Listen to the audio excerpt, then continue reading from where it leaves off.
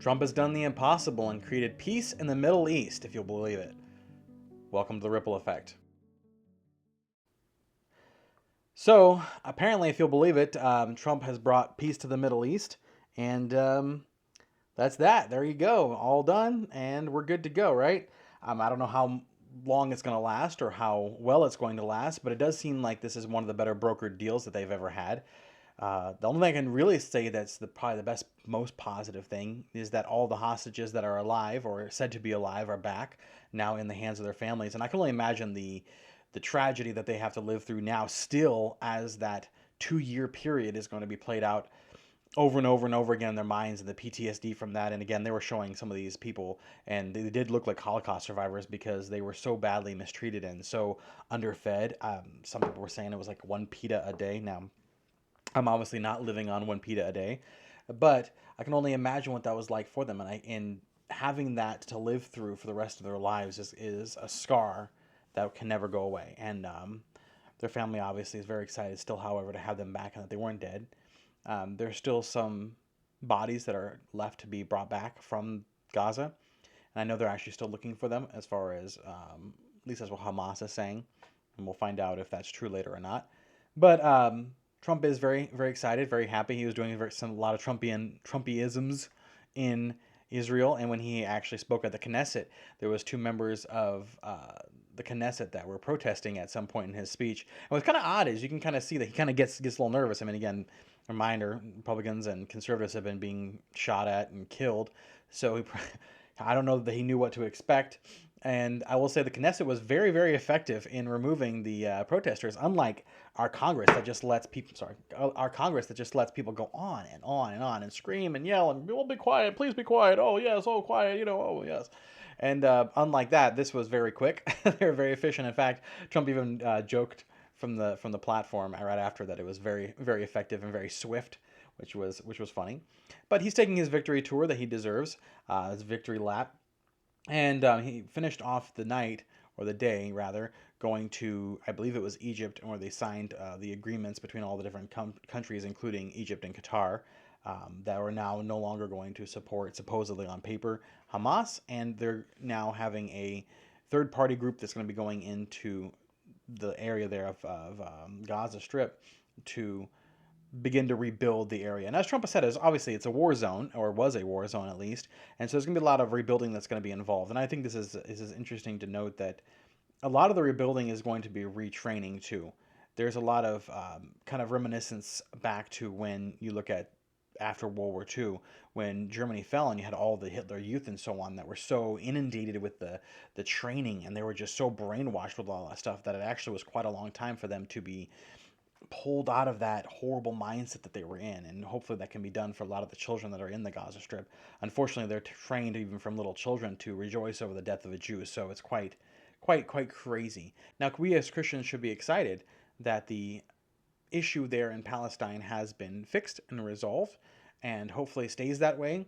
We can see a lot of peace that comes into the area, and what a joy! I mean, honestly, I've been teaching a lot of stuff in my kids' class for church on just the areas that are in Israel, and just different places. Even I'm not even in Israel, like where is Ephesus, where is Corinth, and all these things, and explaining the history of it.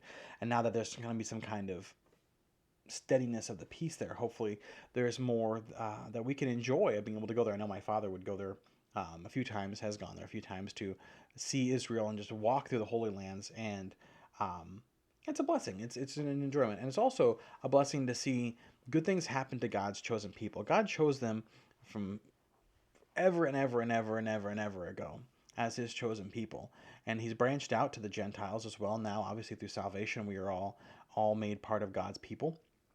But it is always a joy to see the persecutions that have come against the Jews stop. Whenever that stops, it should be rejoicing for everyone, no matter on which side you are. Honestly, we should be opposed to persecutions in any way, shape, or form anyways, but that is a good thing. Now, kind of one of the things I wanted to mention is there's several local political things that are going on. A lot of industry in the areas are suffering because of the shutdowns. A lot of the industry in the areas are suffering because of the tariffs, and there's a lot involved there. In fact, China is now complaining and whining because America is going to be putting a 100% tariff on a lot of their stuff as of November 1st. And I'll be honest. I've seen enough from China to know that I don't trust anything that they say or do or imply. They're And by China, I don't mean the people themselves. I mean the CCP, which is the Chinese Communist Party, and I don't trust anything that they're doing, anything that they say, anything that they don't say. I don't even. I mean, I don't trust them as far as I can throw them. And when them whining about the tariffs, you have to understand why we're putting them on there. And part of it is that for a long time, China has been pushing to control mineral rights, right? They'll come into a country and they'll say, we'll give you free 5G, but we get your mineral rights for a term, right? And so they'll take all these minerals, like lithium and all that kind of thing, that are very valuable, very important things in technology, and then they can control the market and corner the market. And unfortunately, as a country, as a country that's continually developing greater technologies, we cannot be limited by those kind of resource constraints. And China will do everything they can to strangle us as best as they can because they don't want us to succeed. And so by America pushing this out there and saying that not only is China going to be suffering these tariffs, but countries that are aiding them in this process of mineral acquisitions will also be suffering under these tariff rules. You've seen some countries in Africa, of all places, you've seen countries in Africa reacting really bad. And in fact, I was seeing a thing from Mali, where Mali is going off on some of the stuff that Trump's done with not just the tariffs, but also immigration and stuff, where they're sending people back. And a lot of the African countries are unhappy with the things that Trump's doing. And the reason why is because China was really, really, really pushing into Africa, into a lot of these countries to develop some of their stuff, to get their mineral rights, to get rights to different land and all that kind of stuff. Now, that's China. Don't ever trust them. Just as far as you can throw them, just know off the top of your head, and just know right off the bat. If China says one thing, probably do the opposite, and you'll probably be good. Probably be safe with that choice. One of the things I want to mention is Prop 50. In California here, we're dealing with Prop 50 right now. And what's happening is there's a lot of issues where you can see one of the largest, let's put it this way, one of the largest Republican groups of people when it comes to states is in California. However, you would never know from how California runs itself or how the representation lands. We have 5 congressmen in California right now, or 7, 5 to 7, something like that, 5. I think it's 5 or 7 congressmen in California that are Republican. The rest are Democrat, like way, way, way, way over proportionally Democrat. And in Texas, because there's so many liberals, unfortunately, moving out of California and deciding, why not leave the crap in California? Let's take it with us. Texas is being inundated with all of this liberalism coming in. And so what they're doing is they're redistricting to adjust the proportions to fit actually what is the representation of the people, like versus how many Republicans in the area versus how many Democrats. And some of this is removing the influence of big cities. So big cities are notoriously Democratic. And so what they're trying to do is they redistrict these areas to pull away some of the influence of these big cities. Like, for example, some of the areas around Chicago are not super lib, but they are because Chicago has such an influence around them that it pulls, and since it owns this district, and you'll see these gerrymandering things where there's like, here's Chicago, and they have like this little weird tail that goes up to pull in all these areas because they can force those areas then to be Democratic if they can do that.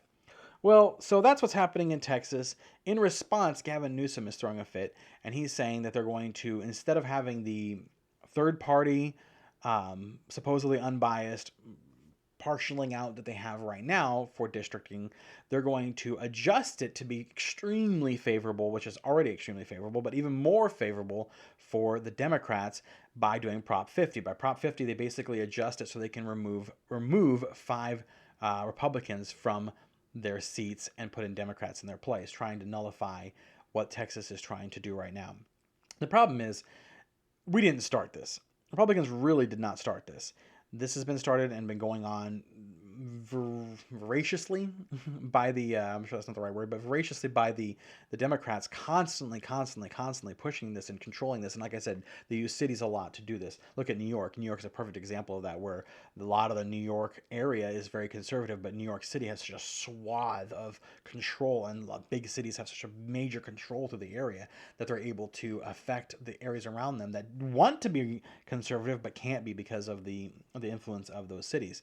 But The Democrats have been doing this for a long time. In fact, Massachusetts has something like 35% Republicans, yet they don't have a single congressional seat that is Republican. You have more than a third of the entire state is Republican, but you don't have one congressional seat that's Republican. That should tell you that some kind of nonsense is going on. And when the Republicans push back, all of a sudden now the Democrats are throwing a fit. So don't listen to them. Do not vote on the proposition. Don't vote for it. Vote against Proposition 50. Don't let them redistrict it so they can take away the Republican seats and have the very small, very tiny representation that we have right now be moved. And I just to let you know, those people that are in San Diego area and North County and all that, and even up into Riverside and so on, a lot of the conservative peoples are in our areas. And we could lose that by having this removed, and then all of a sudden now you'll end up having to have a Democratic representative, and have good luck with trying to get anything done or any kind of action on your part when you have only the Democrats around here to help you out. So don't listen to what they're saying out there about whether you should vote yes on Prop or not, Prop 50. Vote no. It's not what they're trying to make it sound like. They're not getting retaliation against the Republicans. They've been pulling this kind of crap for years, and now they're trying to take it even to a higher level and kick it up to an even higher degree. So just so you know, that's definitely what they're doing.